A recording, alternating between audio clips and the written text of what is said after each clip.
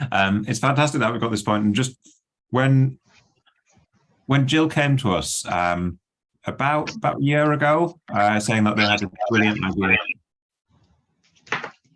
I've got an echo now. Is that better as the audio? Brilliant. Yeah, so when Jill came to us last year with this brilliant idea of the whole of the East of England Libraries region working together, putting in funding to create something that was going to demonstrate the value and impact of libraries, and they had Arts Council's engagement as well. We just absolutely fantastic. We kind of know, and it comes up all the time, the data and the evidence around the value of libraries is something that we really know about, but we don't have that much to evidence it as well. So it's been absolutely fantastic. Sorry, I think I've got an echo again there as well. So yeah, so it's been absolutely fantastic supporting the work that they've done over the last year. And I think that kind of, for us at Libraries Connected, it feels like this is where we're really best placed to be in terms of being a platform to enable libraries to do these amazing things. We're really pleased to be able to share this. Can everyone just mute as well if you're not muted? But yeah, really thrilled to be able to share this, and just really pleased that it's a libraries-led thing as well. It feels like it's a really positive way to do it as well. A couple of quick housekeeping things. We are recording this meeting, which would be brilliant for other people who haven't been able to attend today, and also if you want to look back, because I think we're going to get into some real detail later on as well. But we've also allowed 2 hours for the meeting as well. We might not take the whole 2 hours, but we wanted 2 hours just so that there's space for questions and discussion afterwards as well. We've got the academics from UEA here as well who'll be part of the presentation. And so please do ask them questions, but obviously ask us, and particularly ask the libraries as well. I'm going to hand over now to Luke Burton, the National Director for Libraries at Arts Council, who's just going to introduce Arts Council's role in this as well. Thanks, Ian. Afternoon, everyone. Good to see so many people here, and speaks to the interest of it. I was going to share slides, but I don't think I've got the option to share my screen, so I'll just speak to my notes. So yeah, we had the funding, I should point out, came in area as well. So this was from an area piece of work, and it's important to say that the library services put a commitment into this and resource as well. So just as a bit of context, Arts Council England, we're the sector development organisation for libraries. We work across a number of areas, as well as funding national portfolio organisations. We do that stakeholder engagement, but we're also really keen to look at research and guidance and information and trying to fill those gaps. And it's a shameless plug that I'll keep making, is it's really good to hear where the gaps in knowledge are and where we're trying to find more evidence, for, as Ian had said. I think in the context of where we're talking about as well, and without being too doom and gloom about it, this is partly within the context of, local government finance, which obviously I don't need to talk to any of you about. We are in a post-March 2020 world, dealing with cost of living and energy, but we're also dealing with opportunities that are coming, which is closer working with people like public health organisations and other parts of your local authorities and third sector, but also through devolution as well, potential opportunities that are coming through greater power being held at a local, on a regional level rather than nationally. And I think there's a really big piece as well about shouting loudly. This is about, and not as a criticism, but you all do such amazing stuff, but sometimes people don't know about it, and that's on some of us at a national level to shout for you. But this kind of work does some of that as well. I think there is, I was trying to find a better way of saying the value of value, but there is. I'm going to say it again, value in doing this work, but it's about that sort of advocacy piece. It does multiple things. It advocates for what you do. It helps build new partnerships and demonstrating that impact and value in place. And I suppose bluntly, it's about sort of potentially diversifying funding, by which I don't mean more income, but finding other places to look for funding from. So, if you can deliver for the NHS or in business support at an earlier point, then it's having that impact. And I think it's partly as well about speaking the right language, the language of those third sector organisations and those partners that you're wanting to engage with. And I think this piece of work is really interesting as well.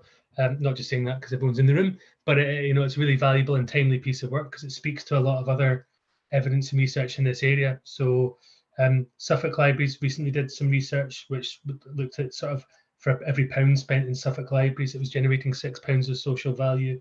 It was talking about their contribution to savings in the NHS, and again, not to steal the thunder of what's coming, but the picture and the message that's coming out is quite similar. Surrey Libraries and East Riding Libraries are doing work using social value, and Greenwich Leisure Limited did some. You may have seen in the press there was talk around Dudley Libraries closing, and actually the social value work that they did is cited in one of the reasons why they were saying that libraries should remain open. So there's more and more recognition and interest in this work. British Library as well, through the Living Knowledge Network, are keen to push this the social value work as well. And it's important to get that critical or so that independent, internationally recognised, robust evidence base for the work you do. And it ties into other things. So again, going back to Suffolk again, but they've done work on impact and engagement toolkit. I'd encourage you to have a look at. We're working on public libraries data in the most general sense. There's work coming down the line around cultural heritage capital through DCMS, Arts Council England, BFI, and Historic England or English Heritage are working on. And also the recent Business and IP Centre Democratising Entrepreneurship report as well, which again speaks to sort of the value that's generated from libraries. So I will not ramble on because the important bit is to hear about the report, but I suppose just to say, and I'm sure Ian will speak to potentially later, is that we're really interested in hearing where the gaps are in the research, how you're using this research. I keep, if you're using it in anger and to any sort of impact, then it'd be really interesting to hear, because that's where we want to see that we want this to be usable and demonstrably effective. So if and when you're using it to good effect, then it'd be really interesting to hear about. But yeah, just really timely, and really interested to see the presentation again. So I'll hand back to you. Thank you, Luke. I'm going to pass straight across to Jill Terrell, who's been the really the linchpin driver of this in the East of England Libraries, with obviously a lot of support from the broader East of England Libraries as well. But Jill's been an absolute star in this, I have to say. And Jill is, she's the leader of the East of England regional group, but she's also head of service for Norfolk, as I'm sure you know as well. So I'll pass straight across to Jill, and she'll be able to talk a bit about the how we got here and where we are now.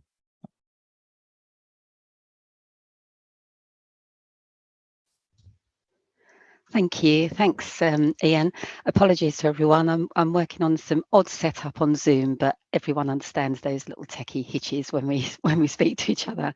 Thanks ever so much for sharing the screen, Ian. And I think to say that I really had the honour of leading a working group in Libraries Connected East, and then of course it snowballed from there. So thank you for the introduction, the personal introduction, but you're quite right to acknowledge that these pieces of work are the work of many people pulling together, and I think that's the key message of what we've done actually. Not many of us have enough capacity, resource within our own service, certainly within our own working week, but when we work together we produce some great things. So let's run through some findings of the report. Luke, you kindly said, you're looking forward to seeing the presentation again, and that refers to, for those of you who weren't there, at Libraries Connected conference this year at seminar, we did kind of pre-launch what was coming. Now, some of you on this call, I can see, we've got nearly 150 people here. So some of you may have picked up that the report has been published. You may have seen some articles in Bookseller, The Guardian, a couple of weeks ago. It got quite decent coverage. So some of you might have read aspects of the report or hinted at it. And some of you might have just thought that's interesting, I'll come along for the first time. So hopefully we'll pitch it so you can all get a gist of what we've done and what the outcomes are, and have come along for the toolkit as well. So like all good things, it started with an idea, and it started with us in Libraries Connected East. There's 11 library services, all managed in different ways in the East of England, and you can see on the screen you know, who we are, if you like, all of us. And we just started chatting and saying, you know, we're getting challenged quite frequently to provide evidence of what we do. And we know we do good stuff, but actually, how does that translate across to other sectors? And Luke's quite right. You know, the NHS speaks a different language to public health, who speaks a different language to cultural sector, who speaks a different language to libraries.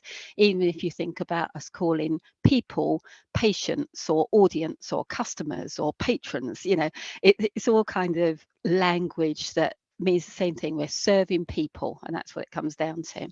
So we decided we'd work in a sort of collaborative way, really. And we're different size authorities, and as I say, managed in different ways in the East of England. And really, some of us were able to find a little bit of money to contribute to this work at the end of the financial year. Some really couldn't. They, you know, some services are very hard pressed at the moment. But actually, we just decided those of us who could put some money towards this would, and there were quite a few of us. And then we went to the Arts Council and said, we've managed to get together some funding. So the next slide talks about that in more detail, but I'm sorry, just on this one, what we wanted to do, the main thing we wanted to do was to reach a credible recommended methodology and a replicable framework. So that's just language to say we wanted others to be able to use what we did and build on it. And we wanted to be able to clearly articulate the return on investment, providing a kind of economic value to some of the things we do. And the really interesting thing about the report, when you have time to look at it, it's about 80 pages long, but you know, the report acknowledges the complexity of valuing such a holistic service as libraries. And really for me, that kind of that enables me to say, that's why sometimes I find it difficult to explain exactly what we do and how we do it and the outcomes that we can achieve. And there were many, many intangible elements that meant that the value of libraries, I'm afraid the bad news is we may never be able to describe it definitively.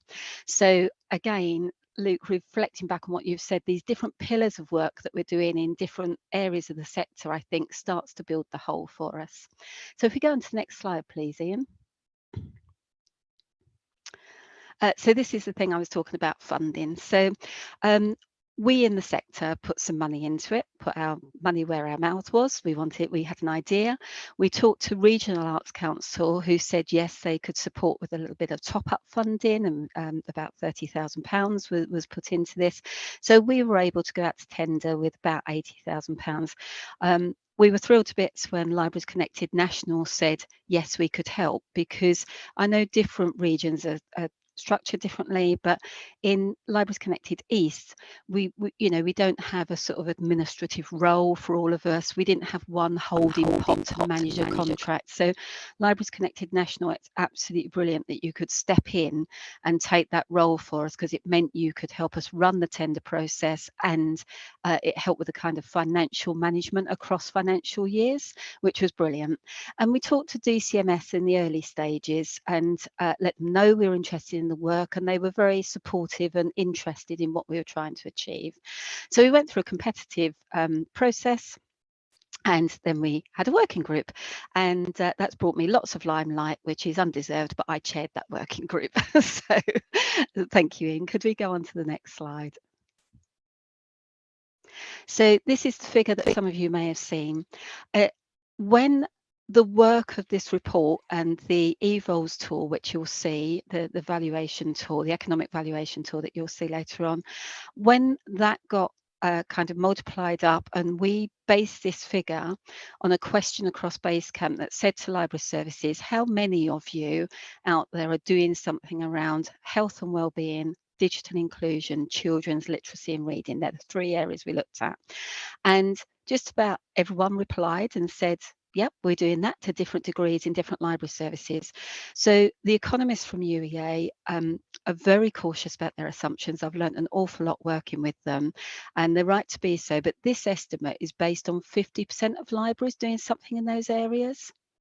Now, I'll leave people to make their own judgments on that, but that £3.4 billion figure nationally is based on about half the libraries. So then looking at the Sit for Data for what is spent on libraries, that gave us this kind of 6 times the value of input. And it's remarkable, isn't it, Luke, that reflects what Suffolk is finding. It's not far off what the British Library announced through BIPC last week, big launch at the House of Lords. So, I think there's some fairly strong evidence starting to build around this 6 times the value. And that is being on the Conservative side. So let's move on to the next slide, please, Ian. And this slide, I'll just introduce you and hand you over to Professor John Gordon, who is head of Creative UEA and has been our partner and commissioned authority on this research. So over to you, John. Thanks very much, Jill, and good afternoon, everyone. So as Jill says, I convened the team based at the University of East Anglia in Norwich, and I think certainly relative to the strands of inquiry that Libraries Connected shared with us, our first task was to pull together a team with relevant expertise.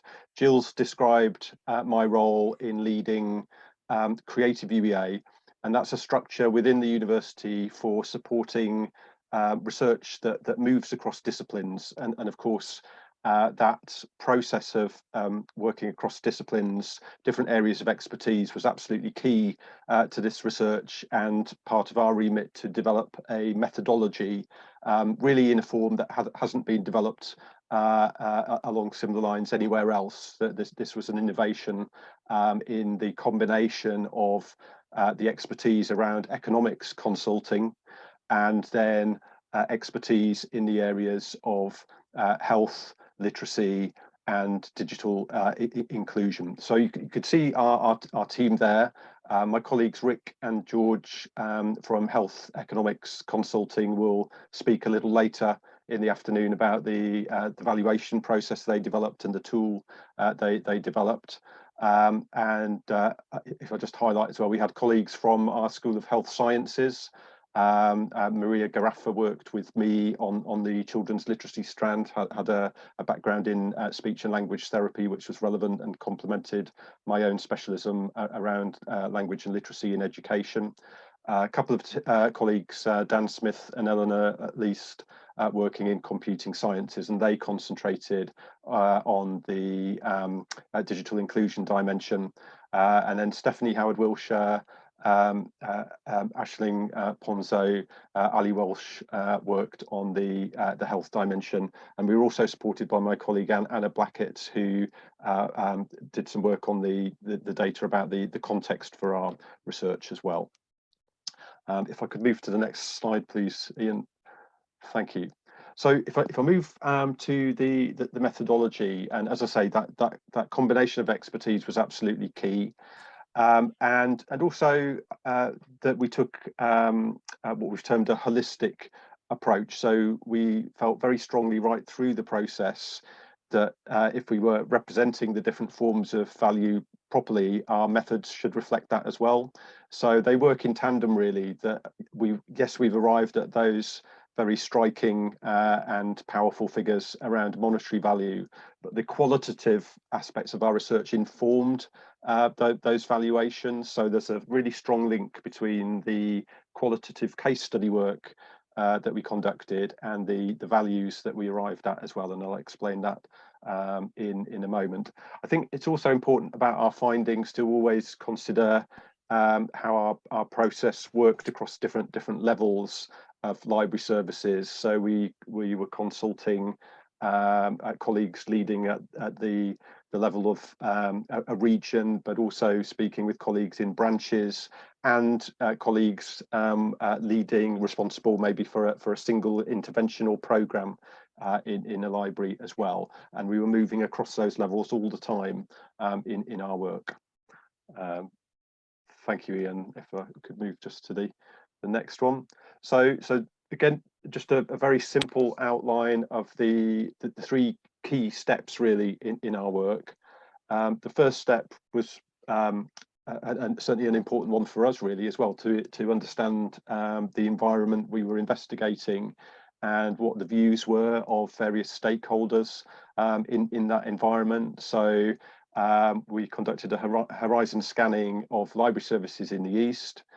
And then we moved towards the on-the-ground case study work, looking at services across the three areas, those of the health, wellbeing and independent living being one, the digital inclusion dimension, and then finally the children's literacy dimension. And in each of those strands, a number of cases.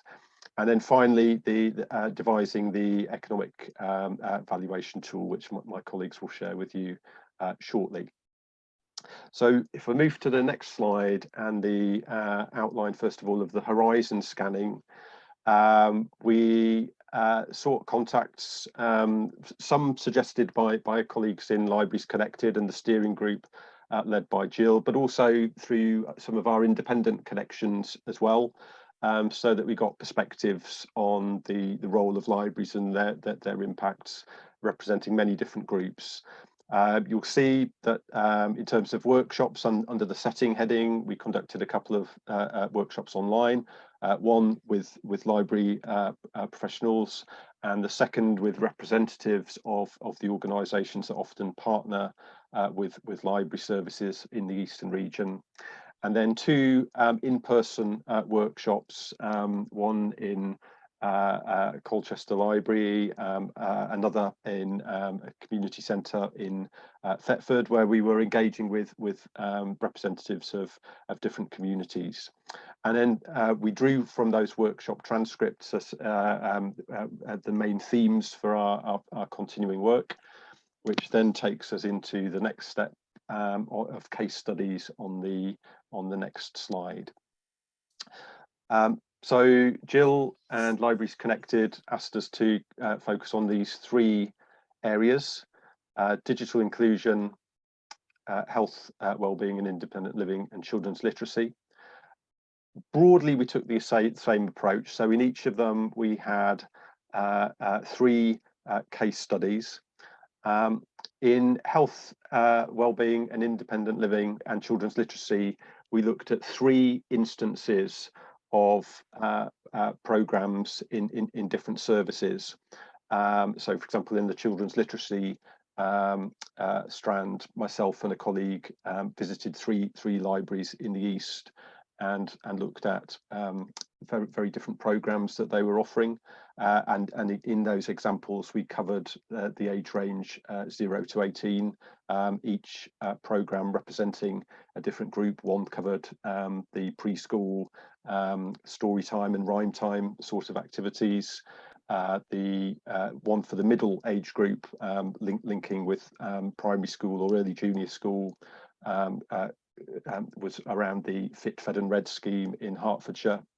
And the final scheme that I looked at there was a Reading Sparks initiative in around Ipswich, and that was targeting older, or if you like, young adults, certainly young people in the age range of 14 to 18. So we covered the whole age range there. And in a similar way, the health, wellbeing and independent living intervention explorations looked at a variety of provision in different areas. The digital inclusion approach, and although it's theme one, I'll come back to this last because this one differed slightly in the approach. So in the report, you'll find case studies for themes 2 and 3 outlining programs, if you like, real programs, and we acknowledge where we saw those programs. In the digital inclusion strand, my colleagues visited many more libraries and took a different approach, observing activity in libraries, so the behaviour of visitors to those libraries, for example. They spoke with many colleagues in those libraries as well, and they created composite synthetic case studies to represent the issues around digital inclusion. And that's because they weren't looking at a single programme or format for provision. They were looking at the general use and exploring the reasons for which people use digital services in libraries. So you'll see that reflected in the way we present case studies in the report. So the case studies then informed the next stage, which outlined to be outlined later by George and Rick around the evaluation tool. But if I come now to the findings, obviously you've seen the key figures about the overall value here, and the return on investment. But if I just highlight the figure as well towards the top right hand corner, so if we work that out at the level of a branch library, we estimate a typical value of around £1 million in every year. So we in the report we present that those economic valuations, and on to the next slide, we also begin to present our findings relative to different forms of value. So we felt, just going back to Jill's opening comment really about how we recognise that it's very difficult to provide a definitive statement or outline of the value of libraries. I think it is possible to recognise the range of the different areas in which libraries offer value, and again often these are linked. So I would say that one challenge for us as researchers was the fact that we were finding value that you might relate to digital inclusion it might often overlap with the health, wellbeing and independent living dimension, and that applied across all those strands. I think if I just comment briefly on the items in the bullet points to the top right hand corner. So in terms of the intrinsic value of libraries, there were many strands to that, and they overlap with the bullets below as well. So the communities that we spoke to felt particularly that libraries were spaces obviously where they had free access to a range of resources and to advice, and the fact that was free and that they could trust the support and advice of library professionals was absolutely key. They also valued the space as well, and again we spoke with representatives of many community groups who wouldn't have had sites for their work if they weren't able to collaborate with libraries for their activities. I think just from our own perspective, not so much reported by communities, but something we found about the expertise of library colleagues was that was absolutely central to realising value in all the other strands. So we saw in instances within our case studies where particular programmes would not have been available within those libraries if it weren't for the expert knowledge that library colleagues had of their local community and their expertise in terms of marshalling, if you like, the resources and the partners to realise those programmes, right down to the level of preparing a funding bid, for example, and then a programme being available as a result of that work. So that seemed to us really important in the value of library services. And then if I just move to the strands that you've seen as well, sorry Ian, just back to the other slide, just on the items in the main body of the slide. So the digital inclusion dimension highlighted how important libraries were for people who might experience moments of crisis, where again they might not have access to digital services in other situations. For health, wellbeing and independent living, the signposting function, how libraries certainly help people find the right sources of support beyond library services, for example in the NHS or through their GP, but also more broadly around risk reduction. Those were absolutely key. And in the children's literacy dimension, we coined the term living literacy, because we felt across the programmes we saw there was a really interesting mode of literacy that developed that wasn't just about what children or their families did while they were in libraries. There were those very strong links with what they were doing at home, what they were doing for leisure it was a form of literacy that developed around all those relationships and activities of daily life. And in that sense, it seemed to us quite different from the forms of literacy developed and supported in school education. And of course, libraries complement what happens in formal education in schools as well. So if just move to the next slide, please, Ian, just on the recommendations.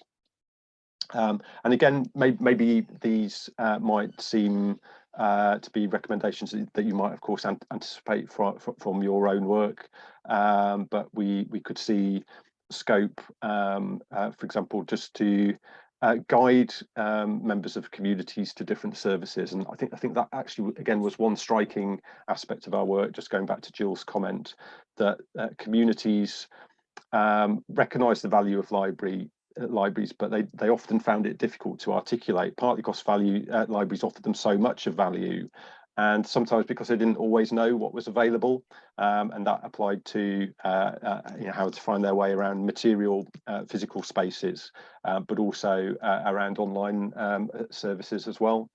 And of course that factor particularly overlaps with improving digital provision. We saw excellent practice between libraries and other partners, and of course in any sector we all do our best to try and share that best practice, of course, as well. So if we move on to the next slide, and I'll hand back to Jill now with some further summaries of these comments about evidencing value. Thanks, John. Thank you. So I think just getting into some of the detail around this, when you go through the report, the digital inclusion, sorry, I just had a message that covered up the screen. Apologies. The digital inclusion, really a benefit of £379 per participant, and it does vary depending on whether it's a very targeted activity, who the audience is, and so forth. So be very careful when you use this report, and I know George, and if Rick is here as well today, will run through that when you use the tool itself. Be careful not to jump to conclusions, and be careful about your assumptions, and that will maintain the value in the value, as Luke so nicely put it. That will maintain the value in the evidence that we're building. So that was digital inclusion at a sort of general level. And health and well-being, it varies between £244 for a sort of low intensity, so we might call that like a knit and natter or just a cuppa or some participation of that nature, up to about £60,000 for higher intensity. And for instance, in Norfolk Libraries we run a program called Read My Mind, which is around improving men's mental health and well-being, and really trying to halt or cease or put off extreme actions when people are in a place of mental health. We would always refer people from that program, but this is the valuation that it put on Read My Mind. And then looking at the children's literacy and reading, again, looking at a value calculation of £60,000 throughout a lifespan, and or £279 per participant involved in an activity. And when you see the tool, what you'll see is that you're able to apply it to activities in your own service. So this is where we were hoping to create this replicable framework for you to use, really, but we'll come back to that in a little while. And mobile libraries, which was actually John's 10th case study. We said 10 case studies, and there were 3 themes. They looked at mobile libraries as well, had a value of £49.70 per participant. So, and really the image there reminds us of that interconnectivity of everything that we do in libraries. So yeah, I think on to the next slide, please, Ian. John, shall I just quickly run through this one? So the evaluation methodology came out with these value domains, and I guess we are not surprised in libraries to see these around books and digital services and so forth, but the one that was observed by our colleagues in UEA in particular was this sanctuary and shelter, which I think was observed through the case studies and through the activities and events we put forward. John, I don't know if you wanted to add to that and take over. Thanks, Jill. Yeah, just to say, the process of arriving at these, again, related to the case study work as well. So again, just to illustrate how integrated the process was. So Rick and George, leading on the evaluation methodology, met with each of the colleagues who were leading the case study work, and we reported on different areas of library activity which we thought needed to be acknowledged, and then we devised these broad headings. So there was a whole level of detail below this, but obviously in this work we needed to find a level that was sufficiently generalizable and replicable, to use Jill's phrase, and not to overcomplicate the tool in these later stages. Thanks, Jill. So next slide, please, Ian. I think this is yours, John. Thanks, Jill. So in the report, you'll see a presentation in this format, and further details in the report, which again, actually you'll see on the slides to come, which are to approximate what you might see in an Excel spreadsheet. So the tool itself, just to run down these points, is one where you'll find case study examples that match the prose descriptions of the case study examples in the report, and they are pre-populated with data from those case studies. So really the process that you'll be able to work through with using the tool yourself will parallel what we did in our own research activity. So again, for my own part, on the children's literacy case study, for example, around reading sparks, I simply shared data that colleagues in the library offering that had shared with me about the number of participants and the outline of costs for that programme. And I shared those with Rick and George, and they used their tool to develop the valuation for that programme in particular. And the tool has interactive elements around those value domains that we've just shared. And once you've added those values, it's very easy to use, which again Rick and George will demonstrate in a moment. And if we just move to the next screen, back to you, Jill, I think. Yeah, thank you. We've only got a couple more slides, and then we will get into the EVOLs tool as well. So really, this report is about opening the conversation. I think that really we need to be talking across partners. We need to be stirring up the conversation about how libraries are funded, how we keep sustainable services into the future. So the fact that it develops this recognition of our holistic impact that we make in society, I think is quite a powerful piece of work for us to, use in our own authorities. And then looking at that gross value, which John mentioned earlier on his slide, it came up in the kind of speech bubbles, £1 million for a branch library, that is before costs, and it ranges from 600,000 to 1.5 million. So it'll depend on the volume, the activities, and the cost of running different services. Of course, we've all got tiny branch libraries and great big central libraries, depending on where we're operating from. So there's variation in these figures. So be careful when you quote them locally and how you use them, but apply them with good sense. You understand your services and you can apply them locally. Forgive me for looking over here. I'm reading off another screen, so I do apologise for the camera views. And really, what we're doing with this is that we're hoping that the EVOLs tool can be adapted for a whole wide range of social connections and interventions, and these really are now a regular feature of statutory library services across the country. And I think it was really interesting when Ian put on Basecamp, what are you doing in your own libraries about this? And I'm not sure we'd even asked that question nationally before. Is everyone doing something around these activities and events? So that was a really powerful piece of evidence to add to this, I think. And really the report intends to make recommendations to encourage continuous reflection and cross-sectoral relations. So I know in Norfolk, we have a very strong and long-standing relationship with public health, for instance. Other authorities or other services might not be in that same position yet. Other services might have a stronger relationship with their adult social care. You know, it's about building across that kind of pan public sector approach to supporting people in our local communities. And I think that's what this report is about, and this is how we can use it locally. So it's about opening the conversation. I think, you know, some of the feedback already is saying that's brilliant, we want more of this, we need more of that evidence. Great. If it's helping us to identify where the evidence gaps are, you know, let's start this as a building block. But if we go on to the next slide, I think we're just about there. Ian, yeah.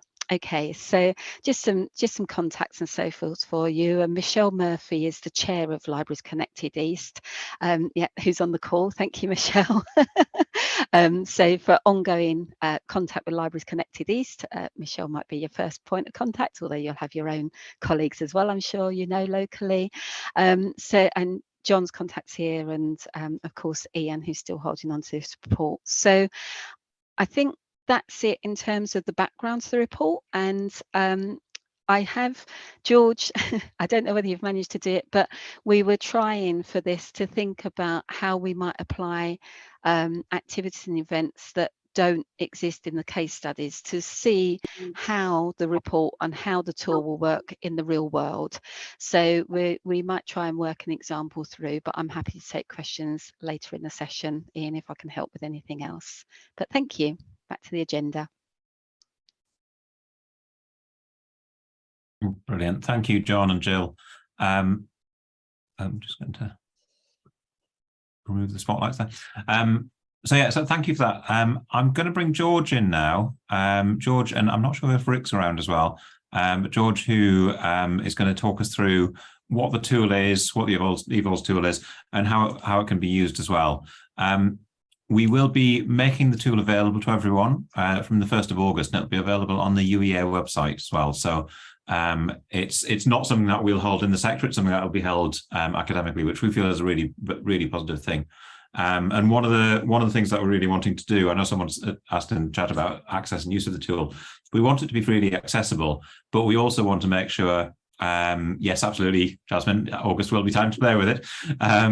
And we really want to make sure that people do use the tool, but then also when they put the data in and they get the valuations and things out, we then feed that back. So we develop a growing evidence base of the value of libraries. Again, not held by the sector itself. So it's not the sector marking its own homework. It'd be held by the University of East Anglia, which really feels like just another thing that adds weight to this as well. So George, can I bring you in now? And I'll let you. I think you should be able to share your screen as well if you're needing to. Yes. Yes, Ian, can you hear me? Yes. Yeah. Okay. Perfect. Let me share my screen, and please tell me if you can see the first slide from my presentation. Yes, perfect. Thank you. Perfect.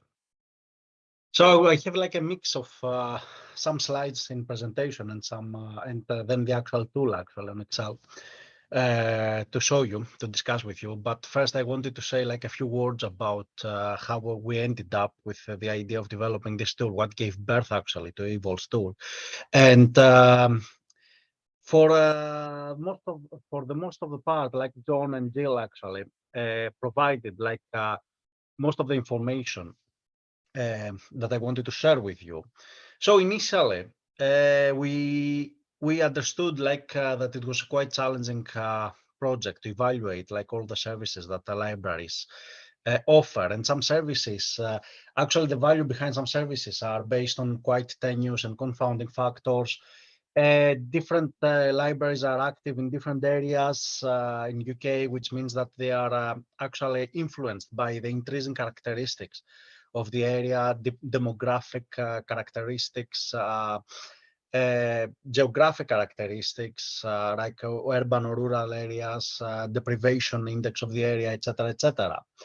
The first step was actually to work closely with John's team and the researchers that they produced like the case studies in order to identify the main areas of or domains of value. As Jill presented to you, we identified quite a large number of domains, and what we had understood quite early was that some services of the libraries can offer values in different domains simultaneously as well. So bringing our expertise from health economics evaluation, governed by the quite rigorous NICE, National Institute of Clinical Excellence guidelines for economic evaluation in health, we tried to apply this methodology actually to libraries. And starting like from the health related services, which is like we're closer to our expertise, and then expanding to the rest of the services. We understood quite soon that a static report would not be of use for most users, because it just shows a snapshot of what's happening right now, and it will not be dynamic enough to present like future changes regarding the values of libraries. And also we wanted like to understanding like the evidence gap, etc. And the decision that we made to go to represent like an average library, because as I said before, like libraries are affected by different factors, and the services that they can offer, they might be affected from different factors. We decided to focus on an average library and to represent as many services as we could on that kind of library. So we worked closely with a case studies team, and we developed an approach and a tool that would be like more dynamic and easily kind of manipulated by different users in order to, in the future, to generate like more robust results. I was happy actually to see that the tool attracted quite significant interest, and this highlights that our kind of approach to go for a more dynamic solution was potentially the most beneficial for the community. In terms now of the value, we had like a lot of challenges on how you evaluate services in the libraries. There is no single method to evaluate and measure the value of all outputs of libraries. And generally in economics theory, there are several ways to a certain value. Specifically for the libraries, we consider that the most useful kind of approach would be like a combination of a value in use approach resulting from the flow of services, from their use and the expected utility that the users gain from these services, as well as a combination of value in exchange, which means like what would be like the market value, the market price of the services when the market price can actually imply it. In many cases, also we used data. We assumed like we took like an assumption that the value that arises might be equal to the cost of the delivery of a particular service in cases that we couldn't actually, and we use that in cases that we couldn't actually imply like the market value, or we couldn't identify like a value from either the service itself or some proxy services that we used. So that was the main assumptions that we use for this approach. And also, as John and Jill mentioned quite a few times, we tried to be like strictly conservative in our estimates when we were assessing like the benefits and the value from library services. Apart from like the fact that we included some assumptions in the value estimation, we could not estimate also the extent of the synergy between the benefits in services that affect, for example, childhood literacy, digital inclusion, and health. And as I mentioned before, like many of these services are contributing to many different value domains from what we measured actually in the libraries. I will share you the tool now, and then we will go back to the presentation, as Jill mentioned, to try to do an example like of an evaluation with some data. I try to simplify it. Can you see the tool actually? Yes, I think so. I can. I'm not always sure that these transitions will work smoothly. So, as John mentioned, like the tool is an Excel-based tool with an engine behind it programmed in Visual Basic to provide some extra calculations and some characterization of the variance in the assumptions that we made. It's a quite user-friendly interface. And in the first page, provide some information about the project, the objectives of the project, some instructions for the user, which are quite simple, plus a small description of the methodology that we followed. The first option for the users is actually if they want to use like an aggregated or a detailed model. And I will start by explaining to you what each one of these options means. So when we were developing the model initially, we tried to do it from a macro level, from a policymaker's, let's say, perspective. So we developed first an aggregated model in order to test our methodology. And clicking to it, we can see like that we have included a specific like value domains without like going into granular level of what services could be included in those value domains. The user can define like the indicators, the volume, for example, and the value per unit, and it generates like a total value. And of course, we can describe like the source from where we got this value. For this particular estimations here, all the references are in the report, in the published report. Having like this aggregated domains, we used like a probabilistic sensitivity analysis actually to characterize the variance between our figures. Each one of these figures, for example, the cost or the footfall, let's say, of specific services, includes a specific variance because some of the costs are either assumed by other sources or some of the costs were in national averages, for example. So in order to characterize the variance and to have like a more robust outcomes, we followed like a probabilistic sensitivity analysis in which we ran a simulation of the results, about 1,000 iterations of our calculations. And each time we make a change in the model, the values slightly change as per specific statistical distributions. And that helps us to generate like a range of results, providing like a deterministic results, the results that we can see actually from the calculations now, or a probabilistic results based on the average results of the 1,000 simulations that we have run in the model. And we can estimate it also the lower and upper confidence intervals regarding these estimations. And of course, in every change that we make in the model, like changing the user changes a value. In this, we can just refresh the results, and then you can see it runs like, oops, sorry, it runs also the simulation again and generates a new set of results. That was a little bit like the basic kind of first model that we generated for, let's say, having in mind the policymakers and the more macro level.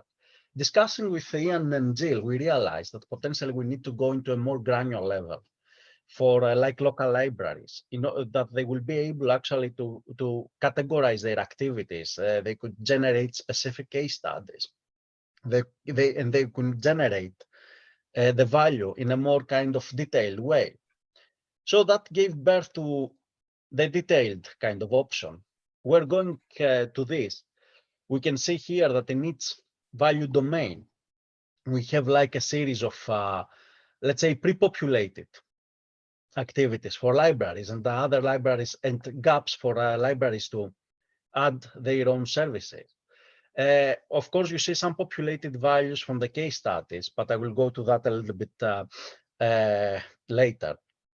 And we tried to go into detail based on what we could identify from the field research and the case studies that we performed. The case studies, we have like a specific like tab for the case studies where we can identify like the participants per year, the value per participant, if we need to inflate this value, if this value was not in a year of basis that we used for the model, and generate like the total value. And of course, a space to describe like the resources that we got this value from, some comments about the methodology, what we used, what rates, for example, we used for inflating the values, and where these values were based. As you can see here, this is like for a good example of the assumptions that we had to make into the study. So for example, for some services, like the Reading Sparks or the Feed and Fed case study, which are mainly on the child's literacy and development, we had to rely on the evaluation of other programs. And as a proxy, we used like the Sure Start program in UK, and what was the value that the evaluation assessment of this program identified per child. In order to be conservative, we used like the lower confidence interval of this evaluation. So for example, in this case, from the assessment that we used, the assessment that we used identified that the Sure Start program generated a value per child between 279 and 557 pounds. We used like the 279 pounds per child value in order to be more on the conservative side.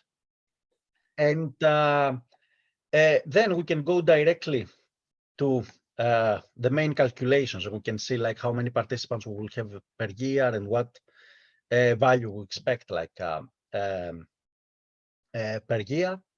And of course, generate the results per value domain. Again, using the same methodologies we did in the aggregated model, with a Monte Carlo simulation running 1,000 iterations of the model in order to calculate a lower and upper confidence interval around our estimations. So that was the most aggregated, the most detailed, let's say, model that we used, and the engine that we used in order to characterize the variance and to generate as robust as possible outcomes from the metrics that we had. Going back to the presentation, or just from the beginning, still shared with me like some data regarding a service event, let's say, that we didn't have in our case studies. It was the Time Travelers event, and I couldn't resist not to put like a Back to the Future reference when I saw the title, which was aimed at older people interested in reminiscence and intergenerational activities, learning about the history of Norfolk, meeting with like-minded people and sharing experience. And we consider that this event is aligned with in libraries event with the health benefits value domain, activities to tackle loneliness, and library activities to provide community support and enablement. During that event, we had like 32 participants on average per year, ages from 60 to 90 years old, And to run the events, we required like 2 members of staff plus 1 volunteer, 1 room to use for 1.5 hour sessions fortnightly, and of course, the most important part, takeoff and biscuits. Estimating like the annual cost of running this event, we estimated that for the staff time, it ends up like around £4,000. The venue hire was around £300, and the team biscuits costed around like 26 pounds per annum.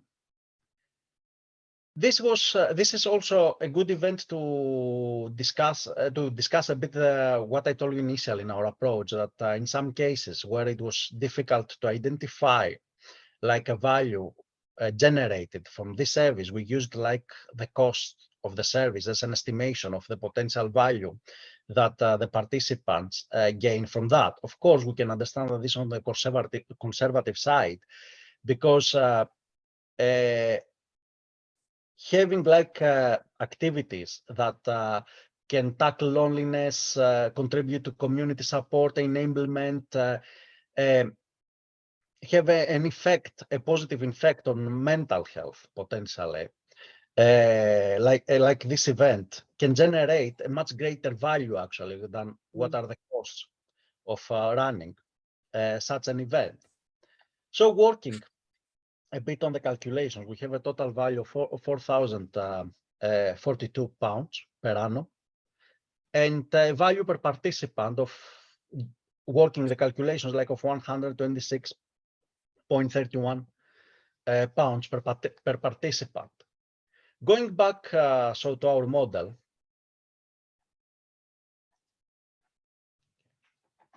and just deleting like the previous values that we had in the model, we can go to the case studies. I have already kind of created like a new kind of case study. And we can say like, okay, we had like 32 participants per year. Comments, we can say like participants in the time traveler event. The value per participant of 126.31 pounds. And we don't need to actually inflate this value because it was calculated on 2023 values. So we have a generated value of £4,000, which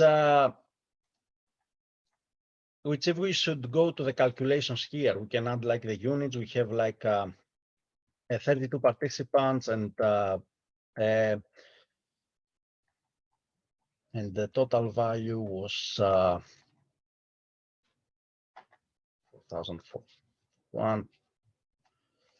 Usually it should work like we can set it for specific libraries and for specific services to take the values like directly. Just because it was like an impromptu scenario, I have to manually add it in order not to change much in the coding process behind it. And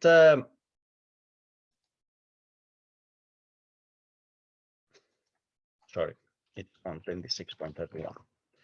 So it generates like a value, a total value for all the participants of £4,000, as we said.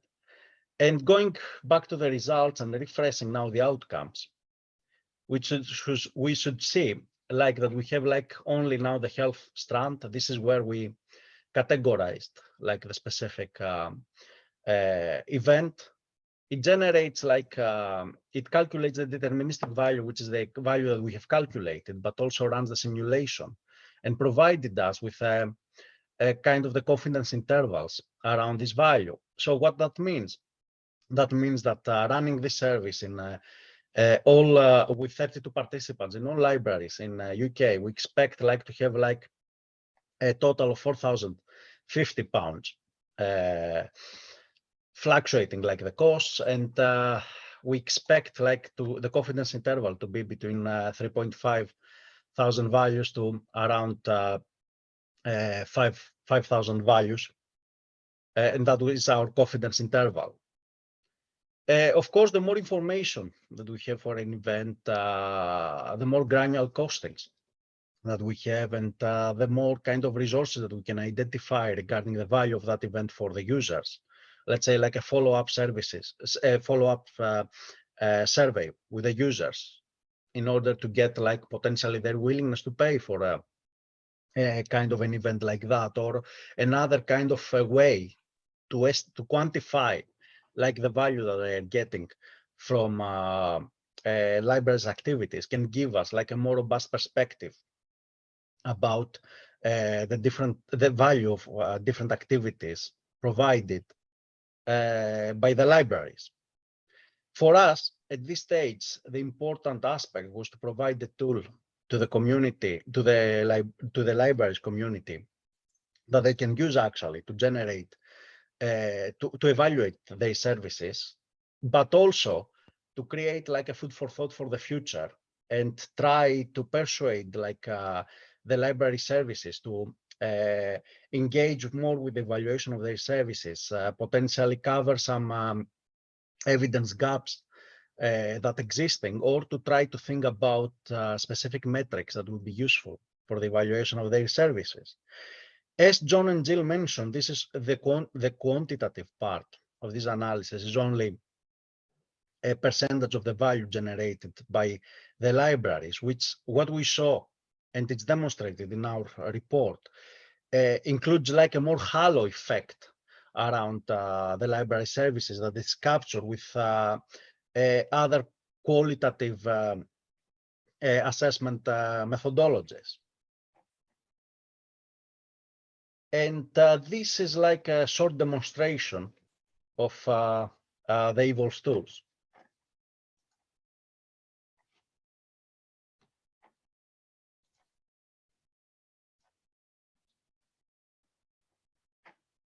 Back to you, Ian. I'm just trying to unmute it. That's brilliant. Thank you, George. That was really, really helpful, and really kind of gives the sense of the breadth and possibilities of the tool as well as kind of really understanding kind of the thought and robust calculations and research that's gone into it as well. It's really, really, we're just really, really pleased with it.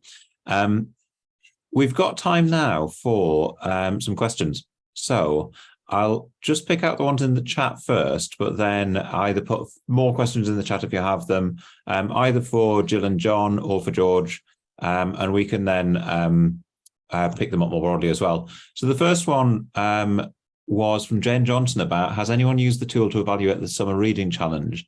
And I don't think they have, but I just wanted to pass across to Jill because I know that she and one of the people in her team was already thinking about that. So if there's anything you wanted to add to that at all, Jill? The answer is no, we haven't used it for the summer reading challenge. I mean, the tool is hot off the press and summer reading challenge just started, but it is interesting to reflect that when I shared it with community librarians in Norfolk, one of our sort of children's young people's librarian immediately said, this is going to be brilliant. I'm going to use it to help engage with head teachers in the future over summer reading challenge. So sorry, we haven't got the evidence yet, but I think it will be. You know, it's ideal to be applied to summer reading challenge along with all the other evidence that Reading Agency have. Thanks. Brilliant, thank you, Jill. And then a question from Jay Foster Jones about, can anyone access and use the tool and are there any restrictions? My understanding is that anyone will be able to access it, but there will be an expectation that if you put data into it formally, then that data will be retained. And that kind of answers the next question as well. Again from Jay Foster Jones. So my understanding, and Jill, George, John, stop me if this is wrong, is that people can use the tool, you can play around with it, you can just put figures in and things like that that won't be retained. So you can use it to experiment and things like that and to build up kind of developing services or imaginary services that you're then trying to work out whether that could feed into a funding bid and things like that, and just try to explore what works, what doesn't, and things like that. But then you can also use it in a way that then provides the data back to UEA as well. In terms of availability of that data, we haven't really got round to how we will then manage that data's availability and sharing as well.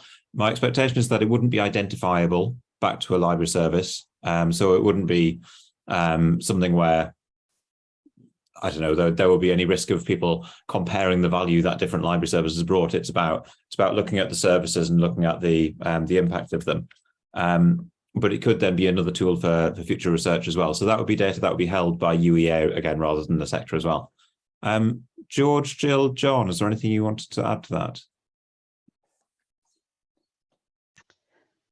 I'll just dive in briefly, Ian. I think if we're honest with people on this call, actually, the practicalities of that, we know that the tool is there, and developing it, we will have to kind of monitor it and see how it develops over time. And I can see maybe where the question comes from. I might be happy to share time travelers and established activity that, you know, we would just share the data happily about that.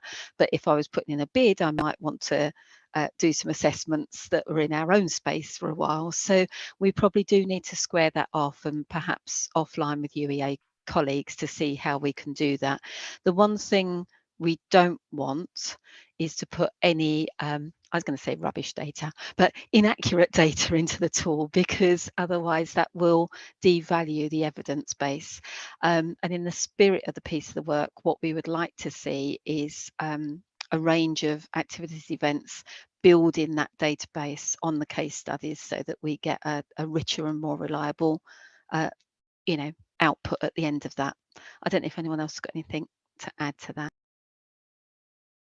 I think, Jill, just to add that whatever arrangement we agree, obviously will be carefully considered at UEA relative to data security and ethical processing of the data as well. So that the aspects of that would be very clearly stated, but the design will be subject to the advice of Rick and George, based on their precedents with other valuation tools that they've developed in the past.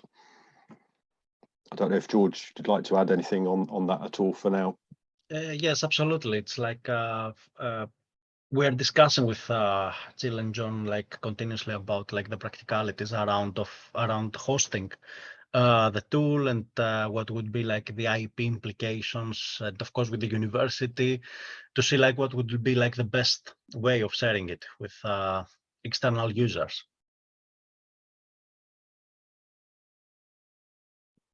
That's brilliant, thank you. And so the next question is it's from Vicky Tremaine about, will we monitor the tool's own impact? Who will do this and how? We haven't got to that point in terms of really understanding that, but can we just hold on that question, because we're going to talk about what next later on. And I know there's a lot of stuff that obviously everyone's wanting to do around social value and social impact as well, but particularly Luke might have a view on that as well, from the Arts Council's position as well. In terms of, will there be guidance for people to use it locally? Yes. So this is why we don't have it yet. And we were kind of, half of us we were kind of half wanting to get something out so we could launch it at the same time as the webinar, but we also wanted to make sure that we put together the right instructions and guidance so that people are able to use it rather than just getting a tool without the structure around it. So that's why it's going to be a couple of weeks before it comes out. So we're going to make sure we get the right instructions and guidance around that as well. And yeah, in terms of Jules Morgan-Jones, in terms of going back to people playing about it, will there be a sandbox version? So yeah, there's essentially, I'm not quite sure how technically it'll work, whether it'll be about you can use it locally and play about and put your own information in, or use it online and then the information gets taken through, or whether there's different versions, or whether there's a submit data tool or things like that. But that'll be all clear in the instructions as well. So there will be a way to play about without submitting that either confidential data or just, like Jill says, junk data, where people are just trying to play about and trying to work out how it works as well. Sandra Wilson, really keen to have songs and scores, songs and scones in that as well, to understand. I mean, the impact of that must be fantastic as well. 50 pensioners looking at that, and especially with all the stuff we're doing around Know Your Neighbourhood, around engaging people who could be at risk of being lonely and things like that. That sounds really positive. Yeah, and Jasmine's just saying about that kind of publish or share button. And is it restricted to library use only from Katie Jeffs? No, that we're not expecting it to be restricted to library use only. I mean, I think, and again, correct me if I'm wrong, George and John here, and potentially Jill as well. The calculated values will be valid and relevant when it's for activities delivered in a library context. So I think if someone had a community centre and was trying to evaluate the value of a cafe event or something like that in their community centre, they could use the tool, but the values that it generated wouldn't be robust in the same way, because, and this kind of gets back to what Jill was saying at the start as well and throughout the presentation, is that what's really come out of this is the unique value of libraries in being somewhere that offers all of those different services, and they're not separate services. They're ways of interacting and providing services to individuals which all overlap. So children's literacy and digital inclusion overlap massively, and then the health and well-being are kind of completely integrated into that as well. So it's that's the thing that the tool is kind of structured around as well. So while it could be used for other purposes, it's only valid for libraries. Is that fair, George, John, Jill? Well, that's my understanding, Ian, and actually that I think that also relates to the comment about could it be applied internationally as well. So if it was adopted around library provision in other countries, it would need to take account of the different ways services are costed and operate in those environments as well. So at the moment, it's broadly designed for the purposes we had in mind for this study. But in terms of impact in that question, obviously, from our point of view at UEA, consider impact in two ways. So the impact it has in library services and for users of library services, but also the impact of our research as well. So again, right at the start of the presentation, I think we all took care to indicate that this is the start of a process. So certainly from our point of view, all these questions and all these things to work through are of great value for us as well, about refining the research and refining the tool over time and identifying its different applications. So we welcome these questions. We can't always give an answer or say yes, it's ready to do that now, but our hope is that we can extend the application of the tool and this form of work in future. So thanks for all these questions and suggestions. Brilliant, thanks, John. And then from Christine May as well, how the report's landed with public health and other colleagues, and kind of going back to those original drivers for the project. Jill, do you want to say anything there? I know you might not have had time to really have those discussions with public health and things yet. But... yeah, very pertinent question, Christine. I understand where that comes from. I don't, in truth, I don't think we have had time to really explore it in depth, and certainly in Norfolk, public health, we have a very close understanding anyway, and it's a bit of an open door for us. But I don't know, there are other colleagues from Libraries Connected East on the call as well. I don't know if they want to put some comments in the chat to see how it's landing.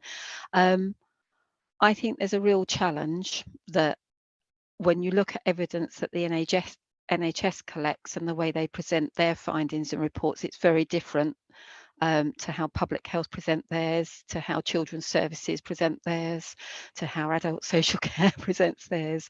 And I think the best we can do is sort of try this.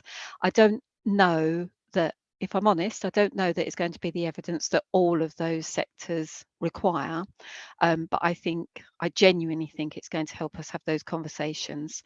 And it's the first time, for instance, where I've been able to add an economic valuation or a return on investment to the conversations, other than just trying to find the professional who kind of understands libraries, gets libraries.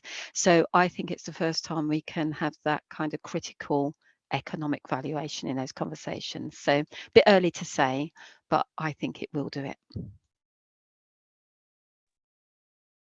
Brilliant, thank you. And you'll notice Michelle and Gary had just mentioned in the chat as well, the kind of, I thought Michelle's saying, still trying to get our heads around the report and what it says. It's such a brilliant piece of work, but it's then trying to filter that out into different levels and different conversations and stakeholders. Sarah Pierce has asked a really interesting question about, does it cover only libraries governed by local authorities and staffed by library professionals, noting that the expertise of staff was identified as some of the contribution to the value. And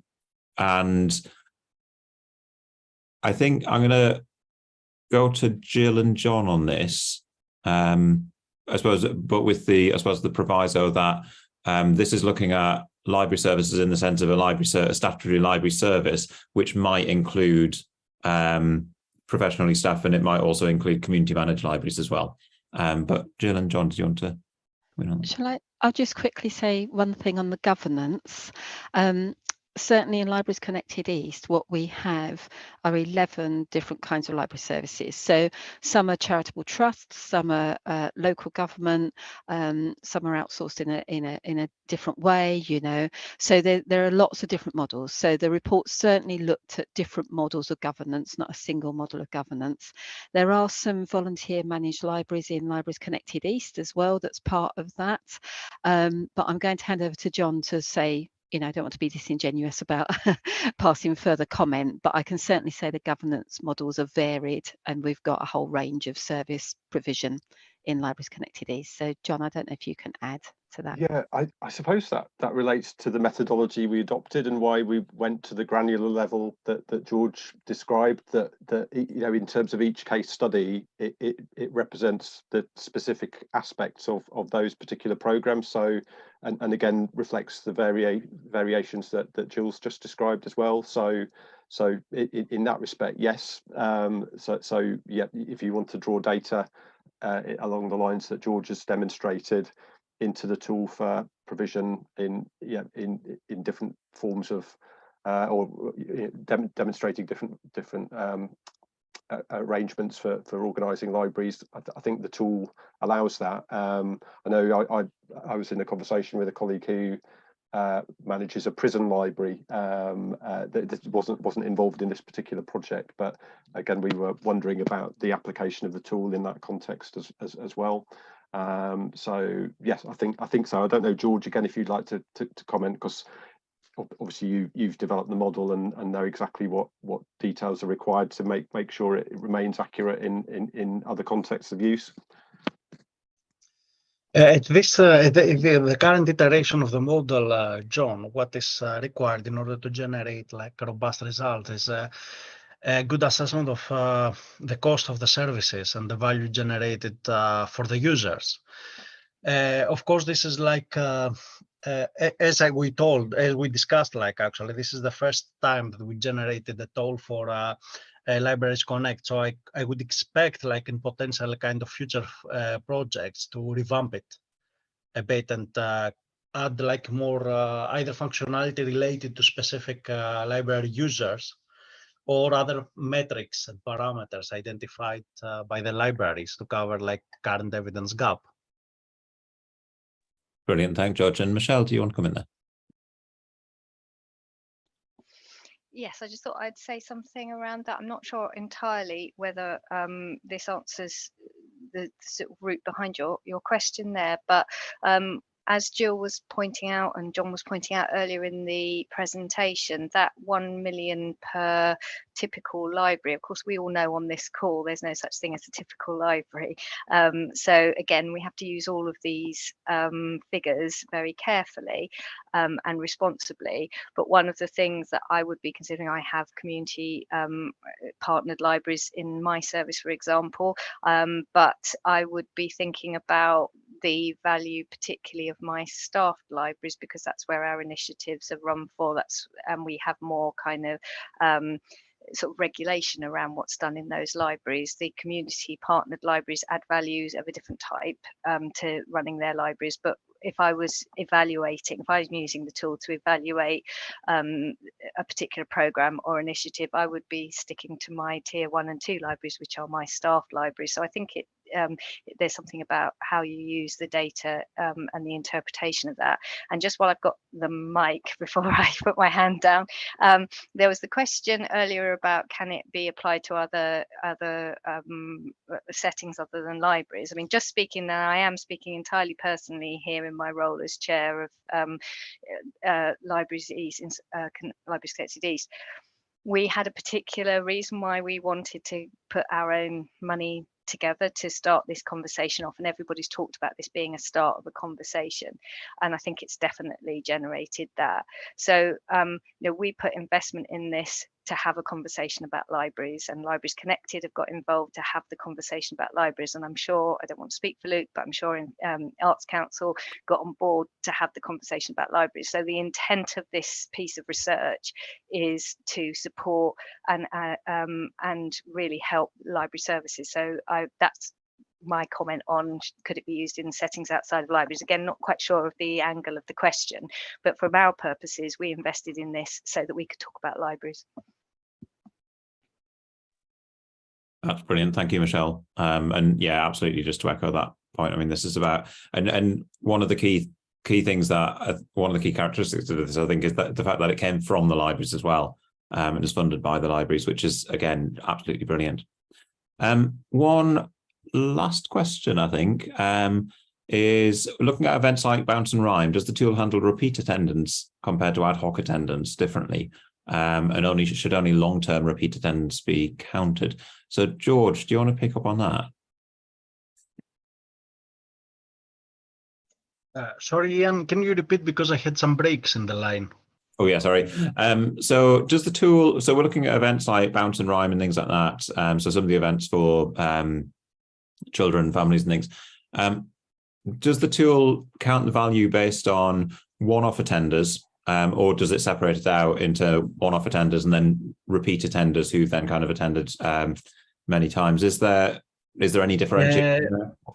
Yes, actually, for some events, we are doing it in a sense in a manual way. Currently, it's not done automatically in the tool, but in a specific like activities that we had like the same cohort over like repeated sessions. In the tool, we used like this cohort in the end. So we didn't say, like, for example, if the time travelers, we had like these 32 participants for each session, let's say, throughout the year. So we used like these 32 participants instead of like multiplying, like summing like 32 in the first session plus 32 in the second session plus 32, because in some interventions, and what we discussed methodologically, like among us, is like some interventions, they require more sessions in order to see the value out of those. So it would be like double counting in a sense, if we were counting like the same cohort again and again. That's why we are trying to identify a value from specific interventions per annum, let's say, or per course of sessions. Another example, like more related to our expertise, would be, for example, like for interventions about generalized anxiety disorder, let's say, or mild mental health issues. They require like a set of sessions with an expert in order to start resolving, and we can see value out of this. So that would be, for example, if we require like 8 sessions of CBT, for example, it will be like per 8 sessions to generate the value of a specific cohort that participates in these 8 sessions as well. That's brilliant. Thank you, George. Are there any other questions? Feel free to either put them in the chat or just put a hand up. Or any comments, feedback about it? I know it is quite a detailed tool to be able to kind of come up with and detailed report as well, to kind of come up with some immediate things. So Jasmine's saying maybe you'd say it's an average attendance per session and the session duration is a year or a quarter. I think that sounds like some. George, do you want to come back on that, or? Yes. Yeah. So it's not exactly the average, because when we want like to get the value out of specific activities that require a set number of sessions, then it's like this cohort. So we have like, let's say we have like 5 people that they are doing some Tai Chi sessions to improve their balance. And we require like 5 or 6 sessions in order to see some improvement and to see some values. So we cannot take actually the average of participants between these sessions, unless we have like some dropouts, let's say from those sessions. So then the libraries can say like, okay, initially we had like 5 people, but during this course, 1 person left, etc. So it's more like how many people they completed, like the majority of the sessions, in order to have like a value. Because if we get like the average, let's say we start with 10 people and suddenly from the second session onwards, only 5 people appear. That does not mean that the first 5 people, they got like all the value from the event, the activity like that took place.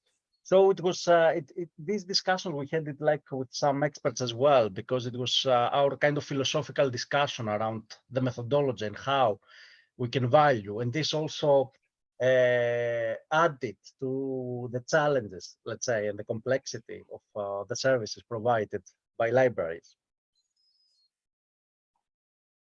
The more that we can understand, just one word, Ian, like the more that we understand about how a service kind of works, and the more that we understand about the value that the participants get from a specific like activity, then we can understand better on how to model it, let's say, the tool. Yeah, that's brilliant. Thank you. And then we've got a couple of very detailed questions in the chat, and I wonder whether we need to just make sure we feed those into the instructions that come out alongside the tool as well, to make sure. Because I think if no one's got any other questions or comments, should we move on to the next steps? What we're up to next? So with this tool, the report is available now. I'm hoping people have got access to it, and what does EVOLs stand for? Estimating value of library services, I think. Is that right? Yes, yeah. Brilliant. Phew. Real. And then, so the tool itself will be out with detailed guidance and instruction on the 1st of August. What could be quite good, which we haven't planned, but feels like it could be really useful, is actually to do a similar session to this in a few months' time, once people have had the chance to use the tool, to read and digest the report and to understand what the tool could be as well. So it feels like that could be a good thing to schedule in, maybe later in the year, so October, November time. Good thing to do in Libraries Week, maybe. In terms of being notified about the tool's release, we'll send stuff out to anyone who's registered on here, but we'll also put it through our usual base camps and everything like that as well. So usual processes. In terms of the broader picture of what's happening next, we've got a regional project that's starting up, which will have a couple of regional development managers who'll be working with each region to look at how libraries can position themselves and access some of the devolved funding and things like that through obviously the current things around UKSPF and then whatever comes next, but also position themselves in terms of local and regional health, education, all those kind of different sectors that this research is perfect for kind of kicking off those conversations. I think that there's a lot of scope for some of the regional groups within Libraries Connected to be saying, right, okay, East of England's done this, that's brilliant, it's covered those 3 areas. And then another regional group saying, right, we want to look at adult literacy, another group wanting sort of looking at volunteering and loneliness, things like that. And if people can then start to, or if the regional groups can then start to identify what their priorities are, we can then look at how we can schedule that, look at whether there's funding available within the region, look at whether there's other sources of funding available. We'd love to have a massive rolling fund from Arts Council to do this, but I'm not sure that's realistic because I know Arts Council's got lots of other priorities as well. So that's kind of where we are in terms of our broader next steps for Libraries Connect. But I wonder whether, Luke, you wanted to just add about what your next steps and thinking are around impacts and value work for Arts Council. Thanks, Ian. Yeah, and I think it definitely feeds into that wider work that we've been talking around data in general. So I think what we're trying to do is maybe into a sense counter the idea that when we go and say libraries are brilliant and this is what they do, people say, well, you would say that, you know, we're Arts Council or we're Libraries Connected, that's our that's the world we live in. So we're trying to find that independent, verifiable evidence. So I think combining this work, I think, as we mentioned, the work that's coming out of Suffolk and Surrey are working on, and like East Riding have got, there are a number of different pieces coming together. And I think I'm interested in trying to, if we can pull some of that together to try and give the sum of the picture, the whole, there's a number of pieces of work that are saying similar things. So can we pull some of that together? But then also, how do we feed that into the wider data piece? So Ian and colleagues have been working on pulling together data for the sector, but also long term, how do we start to have this kind of being business as usual? So I'm really interested in how can we maybe pool the research that's been done to say these are the range of studies, but then also alongside the data piece and the piece of work, I would encourage you to have a look at the Cultural Heritage Capital portal that's on the .gov.uk website, which is looking at the buildings, the infrastructure, so that this is part of a holistic piece across the board of the range of things that libraries are doing. But then, as I said as well, interested to hear where you think the gaps are. Where is it that we're missing the evidence that says, around, is it early years attainment? Is it, where are those pieces where you're seeing that really good impact, and we'll try and evidence some of that.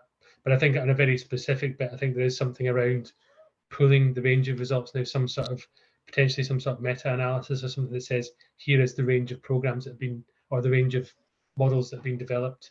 But really interested, like as we've said before, is to hear where the gaps are and where this is being used. Where are you seeing it? Jill and others are talking about how they're planning to use it, and still, there's a lot of time to get your head around what's been made available. But we'd be really interested to hear where it starts to have an impact on the ground for you.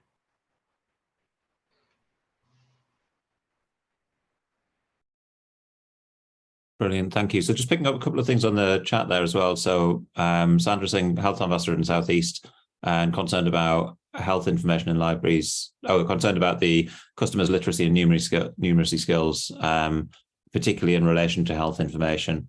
Do you want to say a little bit more about that, Sandra?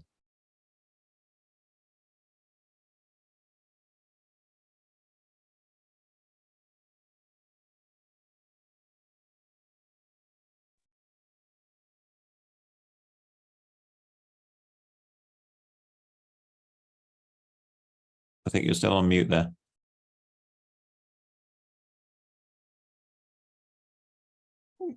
You're not muted, but we can't hear you, I'm afraid.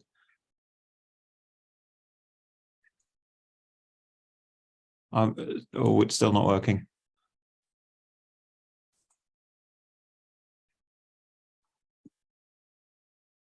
Oh, we still can't hear you, I'm afraid. So do you want to just maybe pop that in the chat?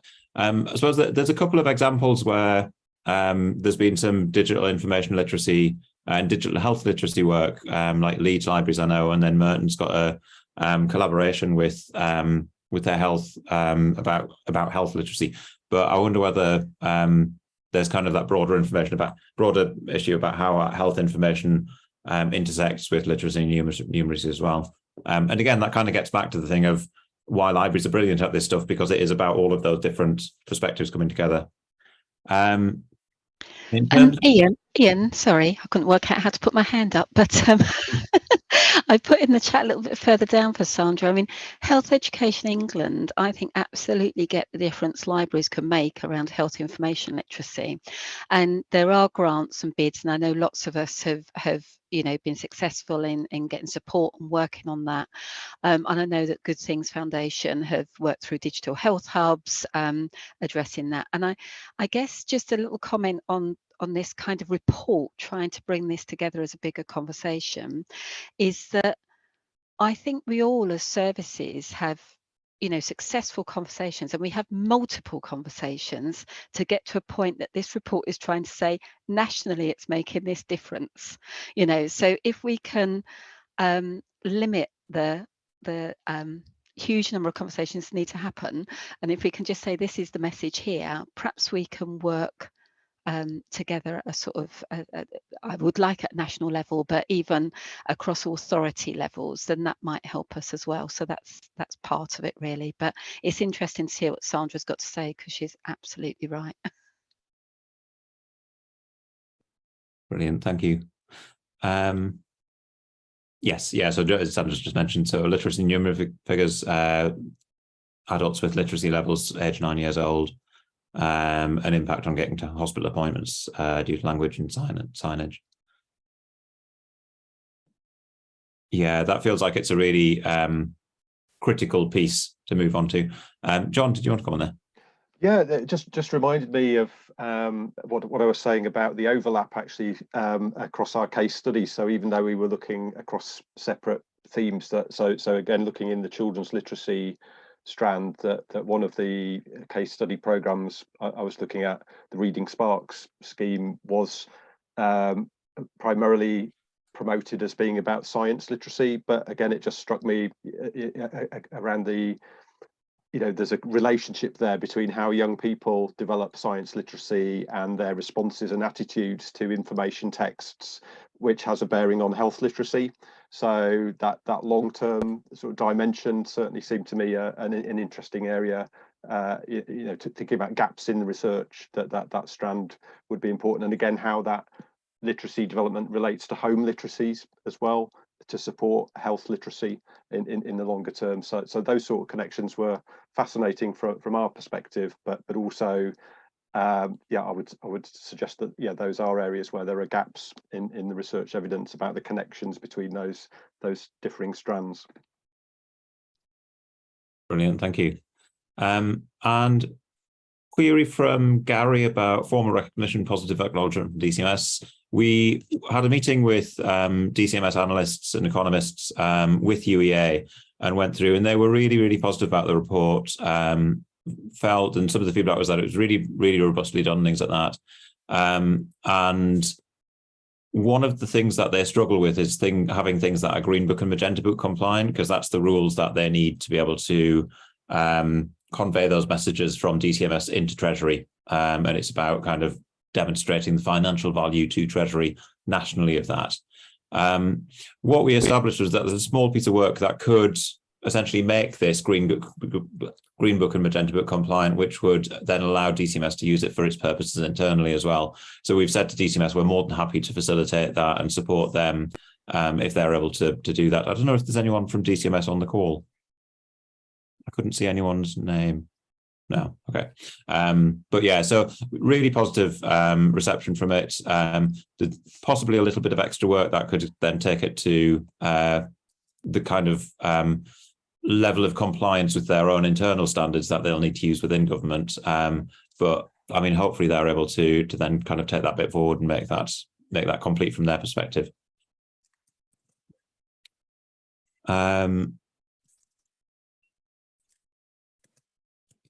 In terms of other next steps, is there anything else that anyone in the East of England group wants to just say about what you're planning to do with it, what you're planning to? I can do that for you, Ian.